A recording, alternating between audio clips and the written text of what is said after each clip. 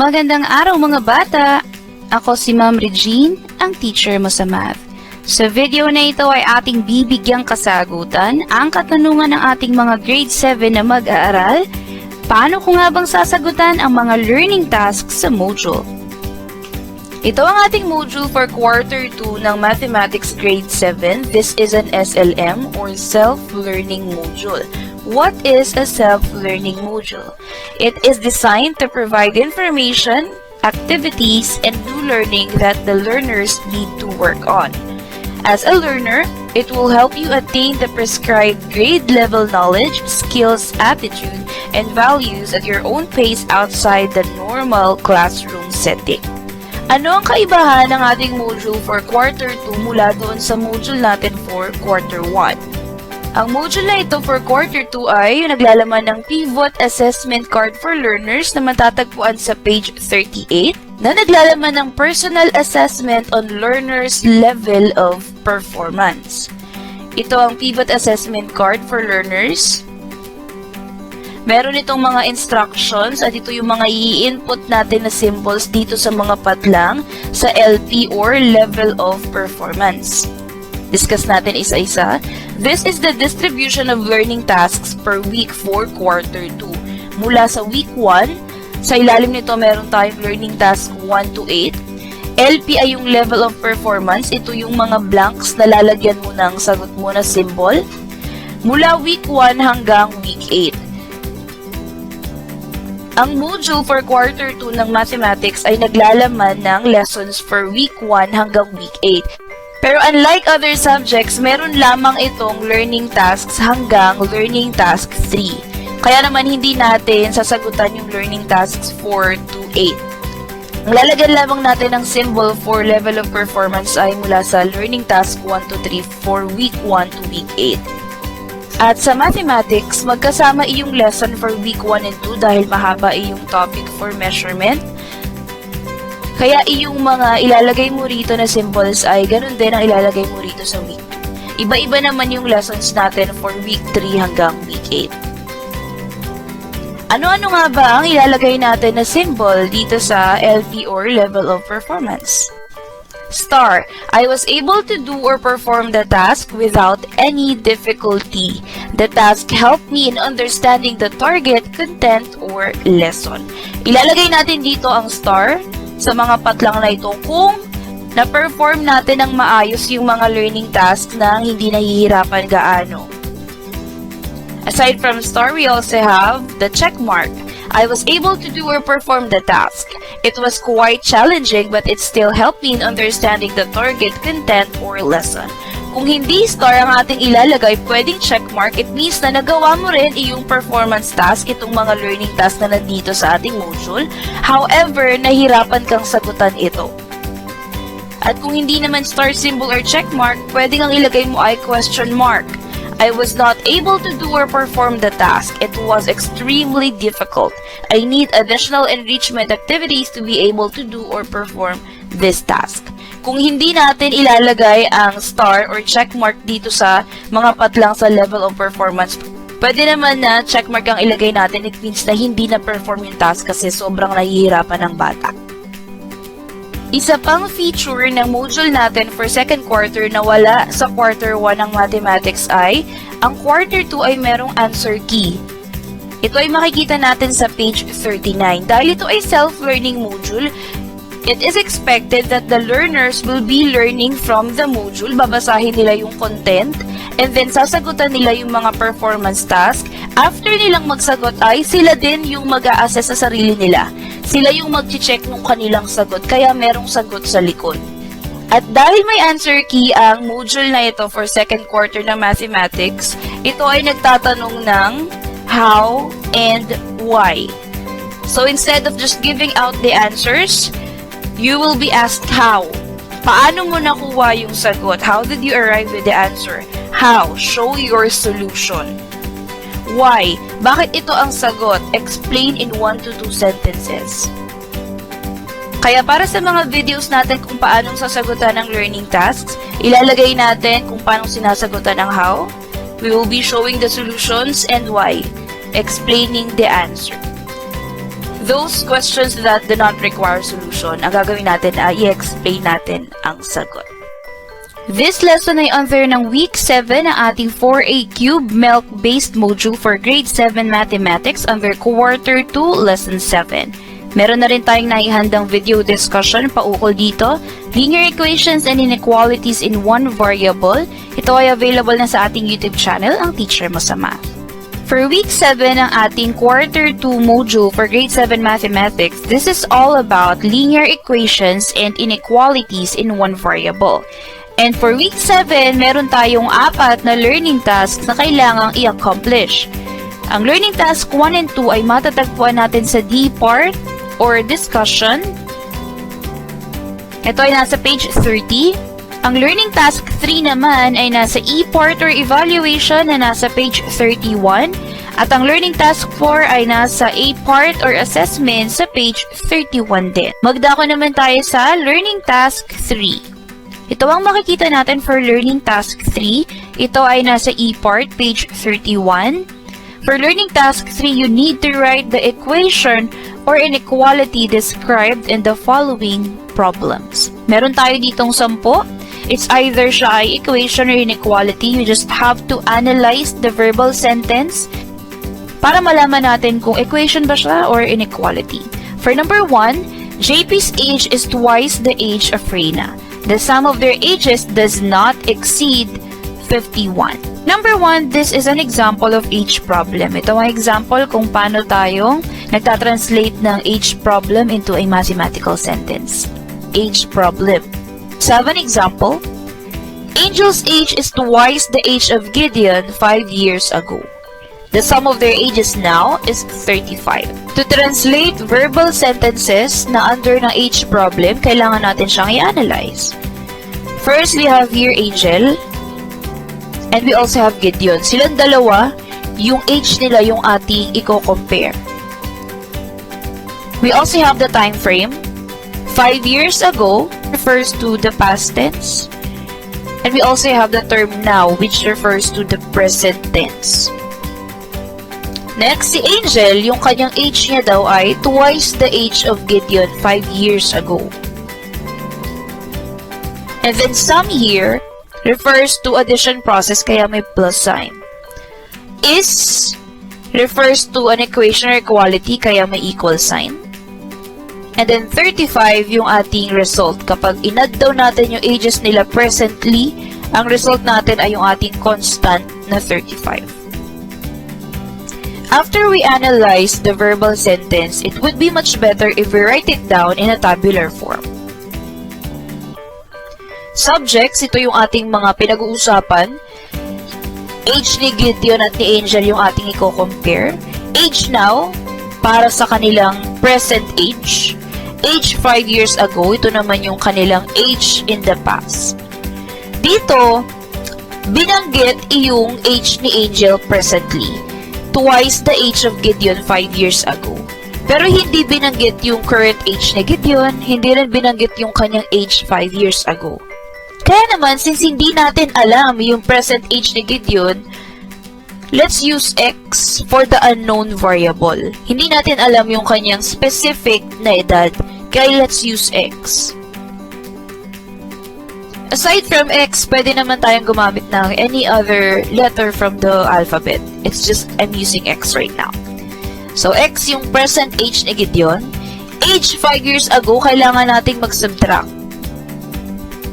Kaya naman, distributing 2 dito sa X minus 5, magkakaroon tayo ng 2X from 2 multiplied to X, which is 2X. Compare natin yung minus sign, and then 2 times 5 is equal to 10. Ang present age ni Angel ay 2x minus 10. And then, ang age niya 5 years ago, syempre, bawasan natin ng 5. 2 multiplied to the difference of a number and 5, isubtract pa natin sa 5. Ito ay magiging 2x minus 15. Paano natin nakuha ang 2x minus 15? Kapag sinubstitute natin itong 2 by x minus 5, magiging 2x minus 10, and then minus 5. Tatanggalin natin yung parentheses, mawawala na siya. And then we have 2x minus 10 minus 5. Minus 10 and minus 5, dalawa silang constant, so pwede pa natin sila i-combine together. Yung 2x ay wala naman siyang similar term, kaya ibaba lang natin 2x and then meron na tayong magiging minus 10 minus 5. Applying the rules of subtracting integers, we have to change the sign of the subtrahend. So itong positive 5 ay magiging negative 5 na. And then, proceed to the rules of addition. Kaya itong minus sign magiging plus na. We have negative 10 plus negative 5. Yun ay magiging negative 15. Dahil pareho na silang negative, add them together. So, kopyahin mo lang yung kanilang common sign which is negative. Kaya magiging 2x minus 15. 2x minus 15 yung edad naman ni Angel 5 years ago. Meron na tayong data nila in a tabular form. Sa verbal sentence na ito, ang hinihingi ay yung kanilang present age. That when we add them together, ang magiging result daw ay 35. So we focus on this column, their ages now. Add them together, magiging x plus 2x minus 10, where x, this is Gideon's age now. Ito yung present age ni Gideon. And then itong 2x minus 10, ito naman yung Angel's age now, present age ni Angel. Plus sign ay para dun sa term na sum. And then if we add these ages together, makukuha daw natin ay 35. So itong equal sign ay mula dun sa term na is, and then 35 is the given constant. Ito yung result kapag inad natin together itong age ni Gideon and Angel. Yung ating napanood na example mga bata ay under ng linear equation in one variable. Equation yun kasi ang ginamit ay is. However, for number 1, ang ginamit na term dito ay does not exceed. Ibig sabihin hindi lalagpas. Hindi is or is equal to yung ginamit. Therefore, this is under inequality. Next, for number 2, 6, 7, and 8, ito na mga apat na ito ay basic verbal sentences tulad ng ginawa natin for learning task 1 and learning task 2. We just have to translate them into their respective mathematical sentence and we'll have to explain why. Paano natin nakuha yung sagot na yun? Next, for number 3, this is actually a basic verbal sentence as well. Cut a 60 cm ribbon into two such that one part is 1/3 of the other. Magbibigay lamang ako ng example para mas malinaw natin itong maintindihan. A 12 cm rope has been cut into two such that one of its part is half of the other. Kung tayo ay may verbal sentence, kailangan natin itong i-analyze ng mabuti para ma-translate natin ito into mathematical sentence. 12 is a constant. 2 cut into 2, 1 meaning one part, and then yung sukat ng ating isang part hindi natin alam. Kaya naman gumamit tayo ng ating variable na x. Or you can actually use other letter from the alphabet since hindi naman yung specify dito sa learning task 3 kung ano yung letter na gagamitin natin. Next is, kaya kailangan natin gumamit ng equal sign. Therefore itong number 3 ay isang equation. Half, kaya ito ay 1/2 pertaining to a fraction. The other, hindi rin natin alam kung ano yung sukat nitong kabilang part. Kaya naman, x yung ating ginamit na variable. Since na-analyze na natin siya, alam na natin na ito yung kanyang possible na mga mathematical symbols. Let's put them all together.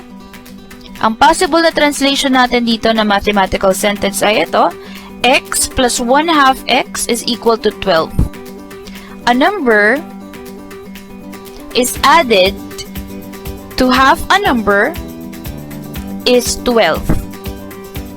Wherein, yung x ay nakuha natin sa one part. Kasi yung one part, hindi natin alam kung ano sukat niya. 1 multiplied to x, 1x. So, kailangan lang natin ilagay ang x. No need na natin ipakita yung invisible 1. Next. Saan naman galing itong 1/2 x? Ito naman yung sukat ng the other part. The other part is 1/2 of the other. Kaya 1/2 times x, 1/2 x. Ito naman ay cut into 2. Ang sabi rito ay may isang rope na hinati sa dalawa. Therefore, yung ating magiging unknown variable ay dalawa. Cut into 2. Yung isang part at yung pangalawang part. Next. Kaya tayo may equal sign dahil may binanggit dito na term na is. And then 12 ito yung ating constant. Ibig sabihin yung sukat ng kabuuan ng rope na ito ay 12. Ang number 4 at 5 ay pareho namang number problem. For number 4, the sum of two consecutive even integers is 162. Ito ang ating example kung paano itong tinatranslate into a mathematical sentence. Ito ang isa pang example ng number problem. The sum of two consecutive even integers is 82. Analyze ulit natin itong verbal sentence na ito. We have sum, kaya may plus sign. 2, consecutive or magkasunod. Integers is, ito ay may relational symbol na katumbas na equal sign. And 82, which is a given constant. When we say even numbers, these are numbers that are divisible by 2, 4, 6, 8, 10, and so on. Ang hinahanap dito sa verbal sentence na ito ay yung dalawa na consecutive even integers lamang, hindi kasama yung odd integers, na kapag in-add natin sila together, ang magiging result ay 82. Since hindi natin alam kung ano yung first or second even integer, wala tayong idea, kailangan natin gumamit ng variable na x or any letter from the alphabet to represent the first unknown variable.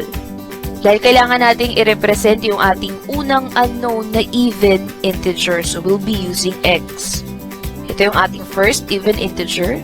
And then, ang ating namang second integer, since integers are divisible by 2, we need to add 2 dito sa ating first integer. Ito naman yung ating second even integer. Since dalawa lang naman yung hinahanap dito sa verbal sentence na ito, two consecutive even integers, silang dalawa na yung ating two consecutive even integers. Combine them together, magiging x plus 2. Kaya tayo may plus sign dyan dahil meron tayong word na sum sa ating verbal sentence. And then we need to equate it. Yung equal sign ay para naman doon sa salitang is. Equate it to 82, which is our given constant. Ito na yung ating sagot na mathematical sentence para rito sa verbal sentence na ito. X plus 2 is equal to 82. And for number 5, the sum of three consecutive integers is not more than 57. Itong number 5, katulad ito ng ipinakita natin sa learning task 2 para sa number problem, lagi nating tatandaan na iba-iba yung ating number problem. Meron tayong number problem para sa even integers, meron din tayong para naman sa consecutive odd integers, at meron din tayong consecutive integers lamang na hindi nabanggit ang even and odd. Iba-iba yung ating gagamitin na variable para rito. Kaya hindi tayo dapat na malito kapag hindi binanggit kung even or odd, dapat consecutive lamang yung integers, sunod-sunod lang yung kanilang order. Nadadagdagan lang siya by 1. 1, 2, 3, 4, 5, and so on. Kapag naman even integer, by 2s ang kanyang order. 2, 4, 6, 8, 10, and so on. Kapag odd integers naman, these are not divisible by 2. 1, 3, 5, 7, 9, and so on. At para sa number 5, yung ating nabigay na example kasi ay isang equation. Dito nakalagay is not more than. So dapat instead of equal sign, magiging inequality symbol yung ating gagamitin para sa number 5. For number 9, 5 times the measure of an angle is an acute angle. For number 9, kung mapapansin natin, aside from 5, wala na tayong iba pang nakikita na constant. Analyzing this verbal sentence, 5, ito yung kanyang numerical value. Measure of an angle, since unknown siya, hindi natin alam kung ano yung exact niyang sukat, we will be using x for our unknown variable. Next, dahil may term na is, alam natin na ito ay tumutukoy sa equation, kaya kailangan natin maglagay ng equal sign. And then aside from that, wala nang nabigay pa na ibang number. Pero may nakalagay dito na acute angle. Alam natin na ang isang acute angle, any angle that measures less than 90 degrees is an acute angle. So, therefore, meron na tayong nakuha na term na less than 90 degrees. Kung itatranslate natin itong number 9, this is a tricky question. Ito ang kanyang magiging mathematical sentence. 5x is less than 90. Paano naging ganyan ang sagot? 5 here, which is the numerical coefficient, is coming from the term 5. Dahil nabanggit dito yung 5. And then x is the unknown measure of the angle. Kaya sila magkadikit, we need to multiply 5 to x dahil 5 times the measure of an angle. We need to multiply 5 to x. And then, itong less than 90 degrees ay galing na doon sa definition ng acute angle. Therefore, itong ating verbal sentence na ito ang kanyang katumbas na mathematical sentence. Ang tanong natin ay saan na napunta itong equal sign? Kasi dito is ang ginagamit. Therefore, dapat equation, di ba? If we try to use an equal sign, magiging 5x is equal to 90. It will no longer pertain to an acute angle. Magiging right angle na siya because a right angle measures exactly 90 degrees. Kaya naman, hindi natin gagamitin ang equal sign dahil pag ginamit na natin ang equal sign, right angle na yung ating tinutukoy. Pero dahil dito sa ating verbal sentence na ito, ang tinutukoy ay acute angle which must measure less than 90 degrees. Ito yung dapat nating gamitin. Kaya naman for number 9 na verbal sentence, ito yung ating correct mathematical sentence para i-translate ito. And then for number 10, the circumference of the circle with radius y is at most 25. May mga unfamiliar words sa atin dito, circumference and radius. Circumference is the distance around the circle. And then radius is any of the line segments from the center of the circle to any point on its circumference. Circumference and radius ay atin pang madidiscuss thoroughly pag tayo ay dumako na sa topic natin about geometry. Ang circumference, ito yung katumbas ng perimeter ng mga regular shaped objects. Kung ang square, rectangle, triangle, and so on, yung mga regular shaped objects ay merong perimeter, ito yung sukat nila around them. Ang circle naman ay may tinatawag na circumference. Ang circumference ay meron ding formula, ito ang kanyang formula. Where C is the circumference, 2 is a constant, hindi natin siya pwedeng tanggalin. And then this symbol, this is one of the mathematical constants in the world of mathematics. This is known as the pi. Lagi siyang kaugnay ng circle.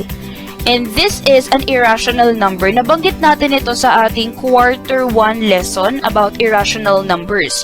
At ang kanyang value ay hindi alam yung exact. Irrational siya. It continues. Ito ay kanyang estimated value lamang, 3.1416. Marami pang kadugtong yan. And then R is the radius. Translating number 10, itong ating verbal sentence na ito, gagamitin natin yung formula ng circumference of a circle. Substitute natin, 25, papalit natin sa value ng circumference dahil 25 yung ating given constant for number 10. At kung mapapansin natin, yung equal sign ay pinalitan na natin ng inequality sign. Dahil for number 10, ang binanggit na phrase ay inequality phrase na at most. When we say at most, yung ating circumference daw ng circle, 25 na yung maximum value niya, yung kanyang possible maximum value. Hindi na siya pwedeng lumagpas pa ng 25. It can be less than 25 or 25 itself, pero not more than that. At most 25. Kaya naman ang gagamitin natin na inequality sign ay less than or equal to. And then we'll just have to copy 2 pi. And then yung radius ay papalitan natin ng y. Dahil lang sabi dito, radius is y. Radius y. Using lamang natin ito sa kanyang standard format wherein yung mga constants ay nasa right side at yung mga may variables ay nasa left side. Pansinin natin na nabaliktad na yung ating inequality sign. Dahil itong 2 pi y ay greater than or equal to 25. Dito, 25, it's less than the value of 2 pi y. So kung babalik rin man natin siya, ayusin natin yung kanyang standard form, dapat mas malaki pa din or greater than or equal to pa din si 2 pi y compared to the constant 25. That's it for our video for today mga bata. Hangad ko na natutunan nyo kung paano nga bang sasagutan ang mga learning tasks sa Module 4, Quarter 2. Subscribe to my YouTube channel and Teacher Mo sa Math for more Grade 7 Mathematics contents. Also, like and share this video para mas marami pa akong mga batang Grade 7 na tulad mo ang maabot at maturuan dahil ako si Ma'am Regine, ang Teacher Mo sa Math.